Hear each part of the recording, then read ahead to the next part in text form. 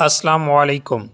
محمد لطیف ساہیوال سے یہ بھائی سوال کرتے ہیں، اگر کوئی شخص نماز تراویح نہیں پڑھتا تو اس کا روزہ رکھنا کیسا ہے؟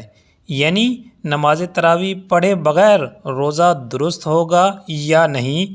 کیونکہ سنا یہ جاتا ہے اگر کوئی شخص نماز تراویح نہیں پڑھتا تو اس کا روزہ رکھنے کا کوئی فائدہ نہیں ہے۔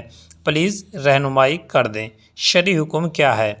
دیکھیں، اس حوالے سے یاد رکھیں، جو تراویح ہے یہ سنت مؤکدہ ہے، اس کی اپنی اہمیت اور فضیلت ہے۔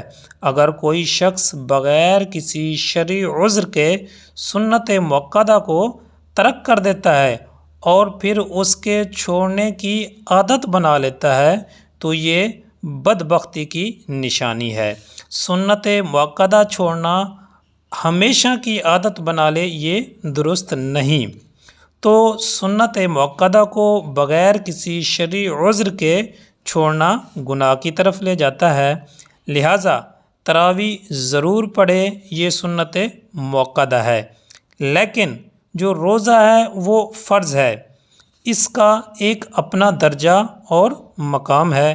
اگر کوئی شخص بغیر کسی شرعی عذر کے روزہ چھوڑے گا، ایک تو اس پر قضا لازم آئے گی، دوسرے نمبر پر اس پر توبہ بھی لازم ہے، اور تیسری بات یہ ہے، رسول اللہ صلی اللہ علیہ وسلم نے فرمایا، رمضان کا ایک روزہ جس نے ترک کیا وہ ساری زندگی اس کی قضا کرتا رہے لیکن اس ایک روزہ کے درجہ کو نہیں پا سکے گا۔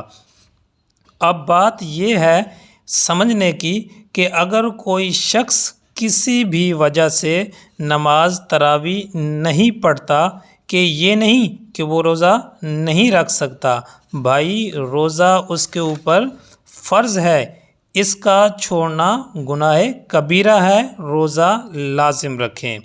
روزہ اور تراویح دونوں الگ الگ چیزیں ہیں۔ نماز تراویح کا اپنا مقام ہے اور روزہ کا اپنا درجہ ہے۔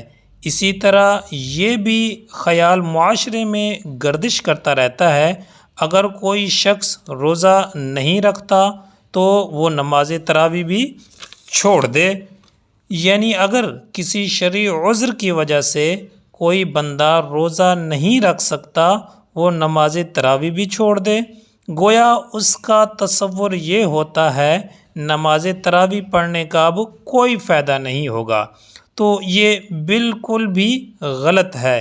بھائی نماز تراویح سنت مؤکدہ ہے، اس کو ادا کرو گے اللہ بھی راضی اور اس کا رسول بھی خوش ہوگا۔ تو خلاصہ کلام یہ ہے، اگر کوئی شخص روزہ رکھ سکتا ہے مگر تراویح نہیں پڑھ سکتا تو روزہ ضرور رکھے۔ اسی طرح اگر کوئی شخص تراویح پڑھ سکتا ہے اور روزہ نہیں رکھ سکتا تو تراویح ضرور ادا کرے۔ اللہ تعالیٰ عمل کرنے کی توفیق عطا فرمائے، آمین۔